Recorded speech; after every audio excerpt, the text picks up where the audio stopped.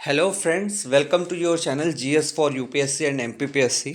आज हम जिस टॉपिक के बारे में बात करने वाले हैं वो है मेजर पोर्ट्स ऑफ इंडिया। ठीक है, तो भारत के जो मेजर पोर्ट्स हैं उनके बारे में हम इस वीडियो में डिटेल में बात करेंगे। और पोर्ट्स के मेजर पोर्ट्स ऑफ इंडिया के बारे में बात करें उससे पहले हम ये समझ लेते हैं कि पोर्ट्स क्या होते हैं और पोर्ट्स जो है वो क्यों इम्पॉर्टेंट हैं और कितने तरह के पोर्ट्स होते हैं, उनको वर्ल्ड वाइड कैसे क्लासीफाई किया गया है, इसके बारे में देख लेते हैं। और उसके बाद then we will see the major ports of India, जो अभी 12 मेजर पोर्ट्स हैं इंडिया के अंदर, और दोनों वेस्टर्न कोस्ट और ईस्टर्न कोस्ट को मिला करके। और आपको इस वीडियो के बाद पोर्ट्स को लेकर के कोई भी डाउट नहीं रहेगा और काफ़ी कुछ कॉन्सेप्ट क्लियर हो जाएंगे। और हमने जो ये सोर्स है हमारा वो है एनसीईआरटी, और एनसीईआरटी की 11th और 12th दोनों में पोर्ट्स के बारे में दे रखा है। बट दिक्कत क्या है कि बहुत स्कैटर्ड है, तो हमने कोशिश की है कि इसको एक जगह पे ला करके आपके लिए कॉम्प्रिहेंसिव जो है वो तैयार किया जाए। ठीक है, तो सबसे पहले ये ध्यान रखिएगा कि ports are considered as gateways to the international trade. ठीक है, तो ये याद रखिएगा, ports are sea ports basically are gateway to international trade, क्योंकि ज़्यादातर जो इंटरनेशनल ट्रेड होता है हमारा या किसी भी देश का ज़्यादातर दुनिया में वो सी के ज़रिए होता है और शिप्स के ज़रिए होता है। ठीक है, तो they are considered as gateway to international trade. Ports क्या होते हैं? ऐसी जगह जहां पर docking, loading, unloading and storage facilities for cargo ये प्रोवाइड किया जाए, तो इसको जो है वो बोला जाता है पोर्ट। ठीक है, और किसी भी पोर्ट की जो इंपॉर्टेंस है वो इस बात से तय की जाती है कि वहां पर कितना कार्गो जो है हैंडल किया जा सकता है, size of the cargo and the number of ships. तो ये ध्यान रखिएगा, कोई भी पोर्ट कितना इंपॉर्टेंट है उसको जज करने का क्या पैरामीटर है? Size of the cargo which it can handle and the number of ships it can handle. ठीक है, और क्वांटिटी ऑफ कार्गो जो है वो ये भी बताता है कि उस पोर्ट का हिंटरलैंड, यानी जहां से सामान आ रहा है, हिंटरलैंड का मतलब जो बैक एरियाज हैं। ठीक है, जैसे जहाँ से सामान वहाँ पे एक्सपोर्ट करने के लिए आता है, ऐसी जगह को क्या बोला जाता है? हिंटरलैंड उस पोर्ट का। ठीक है, जैसे मान लीजिए कि हमारा मुंबई पोर्ट है, तो मुंबई पोर्ट में जो है वो सामान कहाँ कहाँ से आ सकता है? मान लीजिए कि एमपी के पास कोई पोर्ट नहीं है, मध्य प्रदेश में कोई पोर्ट नहीं है, ठीक है, उत्तर प्रदेश में कोई पोर्ट नहीं है, जम्मू कश्मीर के पास कोई पोर्ट नहीं है,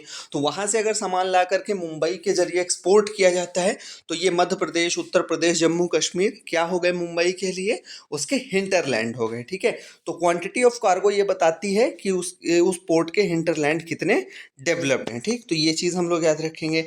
अब बात कर लेते हैं थोड़ा क्लासिफिकेशन ऑफ पोर्ट्स की। तो पोर्ट्स को जो है वो कार्गो वो क्या हैंडल करती हैं? कार्गो मतलब सामान, बेसिकली सरल भाषा में अगर समझे कार्गो का मतलब, तो व्हाट आर द प्रोडक्ट। ठीक है, तो इंडस्ट्रियल पोर्ट्स जो होते हैं वहाँ पर जो है वो ग्रेन, शुगर, और ऑयल, केमिकल्स और ऐसी सारी चीज़ों के जो एक्सपोर्ट के लिए पोर्ट्स बने होते हैं उनको बोला जाता है इंडस्ट्रियल पोर्ट्स। ठीक है, फिर दूसरा है हमारा कॉमर्शियल पोर्ट्स। ठीक है, कॉमर्शियल पोर्ट्स का मतलब है ऐसे पोर्ट्स जो कि general cargo, packaged products and manufactured goods को एक्सपोर्ट करते हैं और पैसेंजर ट्रैफिक भी हैंडल करते हैं, तो उनको बोला जाता है commercial ports. Then we have next type of port, comprehensive port. Comprehensive ports वो होते हैं कि जो जनरल कार्गो और बल्क कार्गो दोनों को हैंडल कर सकें एक साथ। ठीक है, नाम से ही समझ आ रहा है कॉम्प्रिहेंसिव। कॉम्प्रिहेंसिव मतलब सब कुछ को लेते हुए। ठीक है, तो ये बल्क कार्गो भी हैंडल करते हैं और जनरल कार्गो भी हैंडल करते हैं। तो एक ये क्लासिफिकेशन हो गया industrial, commercial and comprehensive ports.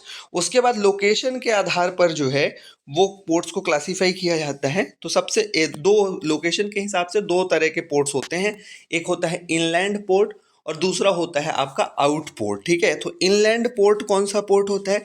ऐसा पोर्ट जो सी कोस्ट से थोड़ा दूर होता है लेकिन रिवर या कैनाल के जरिए उसको सी से जोड़ा जाता है। ठीक है, तो इनलैंड पोर्ट्स मतलब ports which are located away from the sea coast but they are link to sea through a river और कैनाल। ठीक है, अब ये इसका एग्जाम्पल, जैसे बहुत अच्छा एग्जाम्पल है हमारे यहाँ इंडिया में ही जो कोलकाता पोर्ट है। ठीक है, तो ये भी एक अच्छा एग्जाम्पल है। और उसके बाद अगर वर्ल्ड में बात करें तो मैनचेस्टर जो है वो कैनाल के जरिए लिंक है, मेम्फिस जो है वो मिसिसिपी रिवर के जरिए लिंक है। ठीक है, राइन जो है इसमें भी सेवरल पोर्ट्स हैं जैसे मैनहिम एंड डुइसबर्ग। तो ये ध्यान रखिएगा, Manchester, Memphis, Mannheim, Duisburg and Kolkata, these all are inland ports. ठीक है, तो आपसे यूपीएससी में प्रीलिम्स में पूछा जा सकता है कि इनमें से कौन कौन से इनलैंड पोर्ट्स हैं, तो इनको हम लोग याद रखेंगे। उसके बाद जो है वो दूसरी तरह के पोर्ट्स हैं, जैसे कि आउटपोर्ट्स। आउटपोर्ट्स वो पोर्ट्स होते हैं जो कि मेन पोर्ट से थोड़ा दूर सी के अंदर लोकेटेड होते हैं, ताकि जो है वो जो बड़े शिप्स हैं उनको हैंडल किया जा सके, ठीक है। These are deep water ports built away from the actual ports. They serve the parent ports by receiving the ships which are unable to approach them due to their large size, ठीक है। तो जो ports के पास के जो समुद्र के जो सिटी के किनारे बने हुए पोर्ट्स हैं, जैसे वहां तक अगर बड़े शिप्स नहीं पहुंच सकते हैं तो ये डीप वाटर पोर्ट होता है, इसको आउटपोर्ट बोला जाता है, ठीक है। और इसका जो एग्जांपल है Athens and its outport Piraeus in Greece, तो ये याद रखेंगे हम लोग। इसके बाद जो है स्पेशलाइज्ड फंक्शंस के बेसिस पे भी पोर्ट्स को क्लासिफाई किया जाता है। तो जैसे ऑयल पोर्ट है, ऑयल पोर्ट जो है वो किसके लिए, नाम से ही समझ आ रहा है,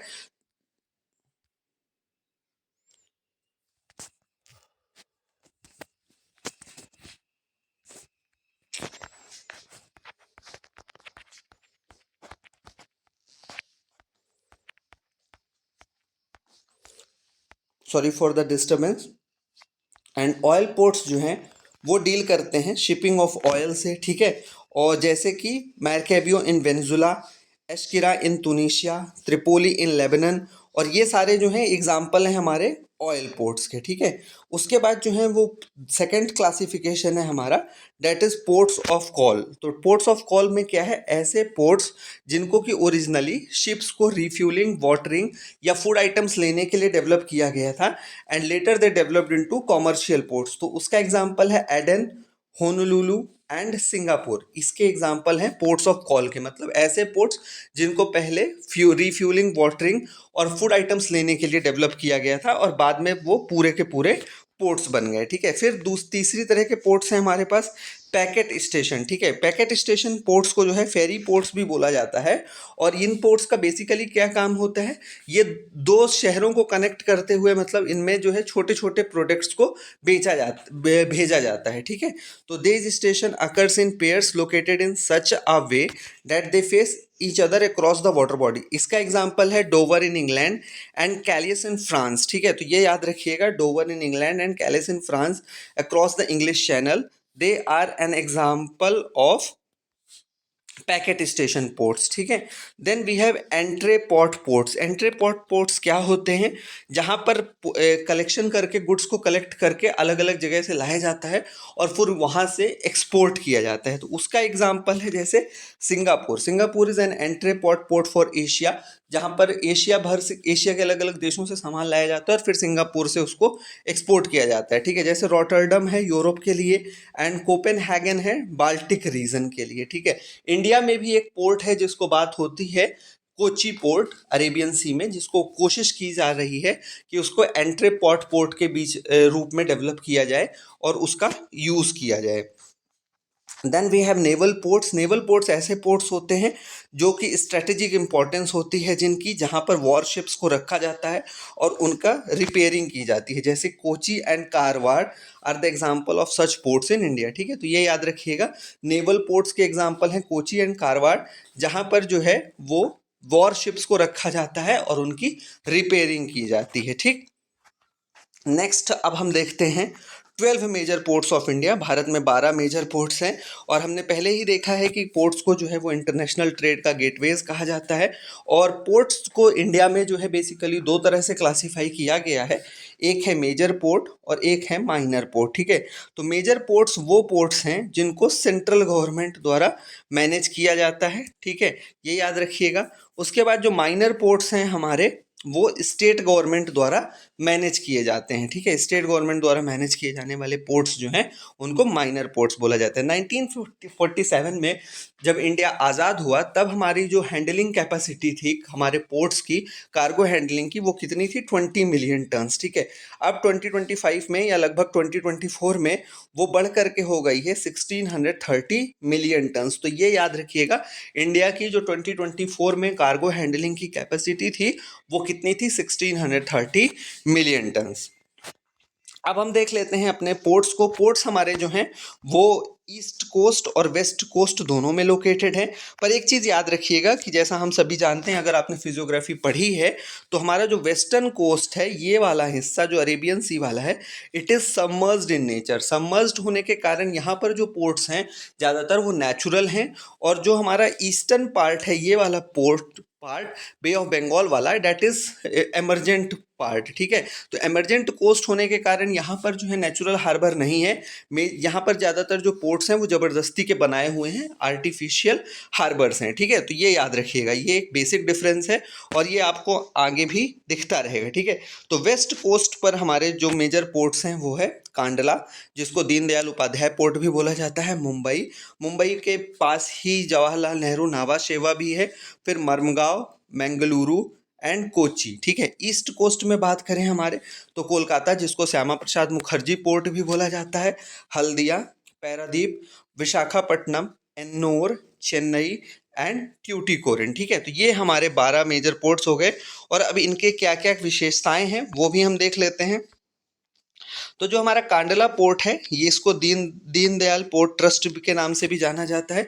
पंडित दीनदयाल उपाध्याय जो है वो भारतीय जनसंघ के बड़े नेता थे और आज जो भारतीय जनता पार्टी है उसके मेन आइडियोलॉग हैं, मेन विचारक हैं। और इन्होंने जो है वो अंत्योदय का कॉन्सेप्ट दिया था। तो ये याद रखिएगा पंडित दीनदयाल उपाध्याय के बारे में। और कांडला पोर्ट जो है वो हमारा गुजरात में सिचुएटेड है, ठीक है। तो गुजरात में सिचुएटेड है। It is situated at the head of gulf of Kutch. और इसका जो हिंटरलैंड है वो क्या है, western and north western states.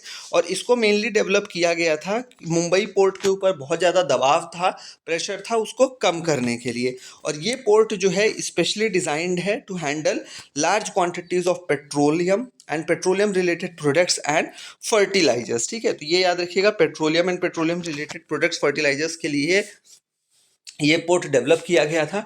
और धीरे धीरे कांडला पोर्ट में भी जो है वो प्रेशर बढ़ने लगा और उसको कम करने के लिए जो है वो वडीनार में एक ऑफशोर टर्मिनल बनाया गया है, ठीक है। ऑफशोर टर्मिनल वडीनार में बनाया गया है to reduce the pressure at Kandla. तो ये इंफॉर्मेशन थी हमारी दीनदयाल पोर्ट ट्रस्ट या कांडला पोर्ट के बारे में।